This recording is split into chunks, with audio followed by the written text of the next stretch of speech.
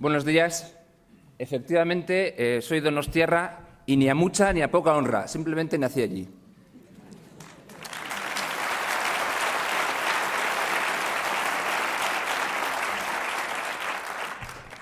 Quería empezar con una serie de agradecimientos generales a todos los presentes y aprovechando que hoy es un día en el que estamos muchos, pues a todos los afiliados, a todos los militantes del partido, a los miembros de los diferentes comités, a los miembros de las diferentes coordinadoras y especialmente a los voluntarios de fuera de Euskadi por sus palabras de apoyo, por sus críticas bienintencionadas en los diferentes blogs, en el mío propio también, por sus ánimos, por sus kilómetros gratuitamente recorridos, por su constante presencia y por su compañía. Sois de verdad gente extraordinaria.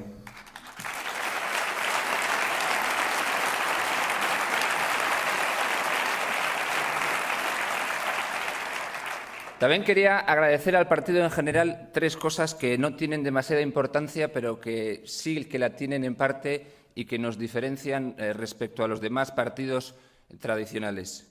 Por un lado, que no sitúe detrás de los oradores a una serie de hombres y mujeres representativos de todos los modelos sociales, como hacen los demás partidos, que no se reparta banderitas a los asistentes para tratar de tapar la falta de argumentos de los diferentes oradores, como hacen los demás partidos políticos, y, en tercer lugar, que este partido, afortunadamente, no tenga tampoco juventudes orgánicas que repitan como loros las palabras y hasta los gestos de sus mayores, sino jóvenes a los que se les escucha, se les da confianza y se les sitúa en los órganos directivos.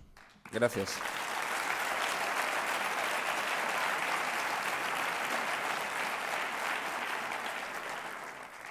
Quería comentar una serie de conceptos que habitualmente se vienen utilizando desde hace muchos años, desde que nací por lo menos, que son conceptos tipos como normalización política, conflicto político, diálogo y negociación.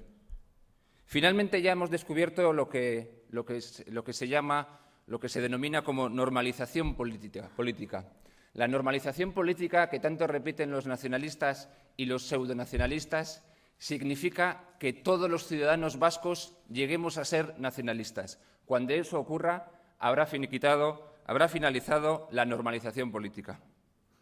En cuanto al conflicto político, al diálogo y a la negociación que tanto se repite y que tanto se manipula y que tan mal se utiliza, hay que decir claramente que nosotros queremos mucho conflicto político, pero mucho conflicto político del que se da en los demás países de nuestro entorno, democráticos, europeos, en Estados Unidos, etc.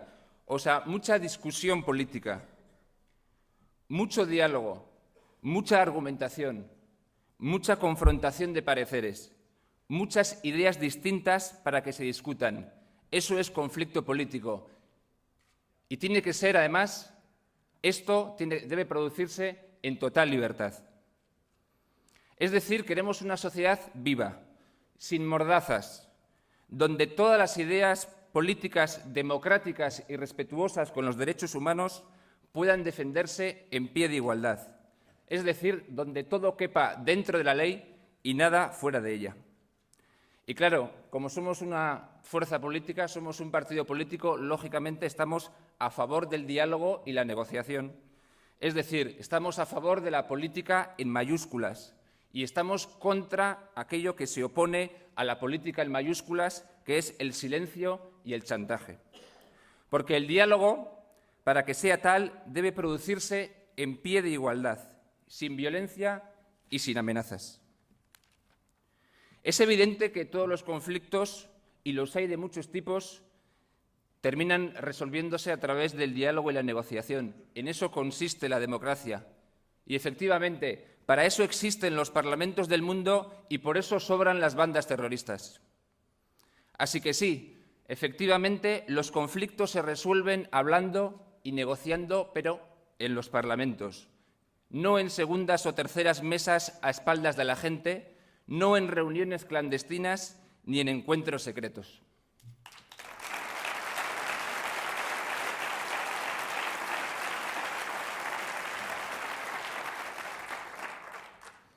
Respecto a a la campaña electoral que ya llega afortunadamente a su fin. Dicen que es una campaña de perfil bajo y no sé exactamente lo que es una campaña de perfil bajo, pero cada vez que lo leo o lo escucho me da la sensación que a los candidatos nos están como menospreciando, ¿no? Quizás sea verdad, quizás sea una campaña de perfil bajo porque no hay mucha tensión política en el sentido de que no se eligen cosas demasiado diferentes y más o menos la gente ya sabe que tanto Patxi López como Ibarretxe, tanto uno como otro, van a hacer cosas parecidas. Yo creo que en realidad es una campaña plagada de fenómenos extraños. No me refiero solo al señor Madrazo. Por ejemplo, vemos a Patxi López repitiendo una y otra vez que quiere profundizar en el autogobierno y además despreciando sorprendentemente las reivindicaciones de la Plataforma por la Libertad de Elección Lingüística. Yo entiendo que todas aquellas personas que votaron en su momento a Nicolás Redondo Terreros, entre las cuales yo me encontraba, supongo que terminarán votándonos a nosotros, visto la trayectoria del Partido Socialista de Euskadi. También he escuchado a Ezenarro, representante de Aralar, decir efectivamente esta frase: debemos de superar nuestras diferencias y fomentar lo que nos une. Eso lo ha dicho la líder de un partido que defiende la independencia de Euskadi, con todo lo que eso conlleva de separación de familias, cuadrillas, amigos, etc. Y finalmente, Madrazo no termina de clamar contra el liberalismo económico que defiende el Partido Nacionalista Vasco cuando ha estado 8 años gobernando con ellos. Y acusa a Patxi López, el señor Madrazo, de pedir el voto de la izquierda para luego echarse en brazos del PNV y terminar gobernando a Ajuria Enea. Increíble.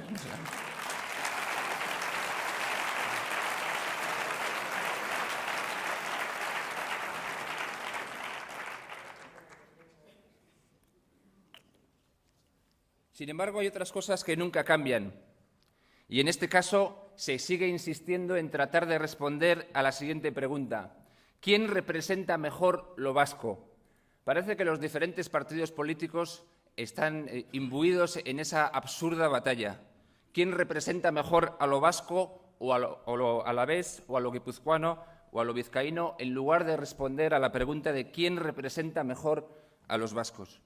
Se trata, en definitiva, de la obsesión enfermiza de los ciudadanos vascos por ser más vascos que los demás o al menos tanto como cualquier otro.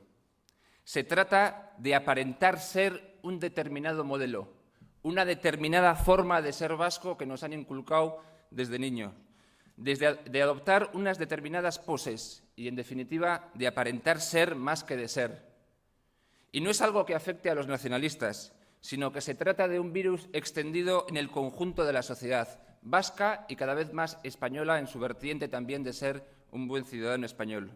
Nosotros mismos nos reclamamos habitualmente, cuando nos acusan de no serlo, de muy vascos, vascos como el que más o vascos por los 4 costados. O decimos que estamos orgullosos de ser vascos o de ser alaveses o de ser donostiarras, como si fuera un mérito alcanzado tras largas horas de trabajo. Pues no, fue un hecho aleatorio que no dependió en absoluto de nuestros deseos.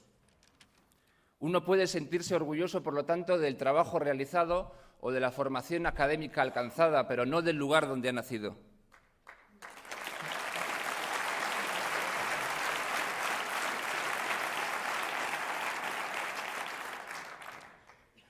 Me resulta triste ver que algunos partidos se reclamen el voto apelando a la vasquidad de los elegibles o al origen alavés o no de los diferentes candidatos, en lugar de argumentar y de criticar o apoyar determinadas ideas, como si fuéramos una especie de tribu en peligro de extinción cuyo RH hubiera que hacer perdurar en el tiempo.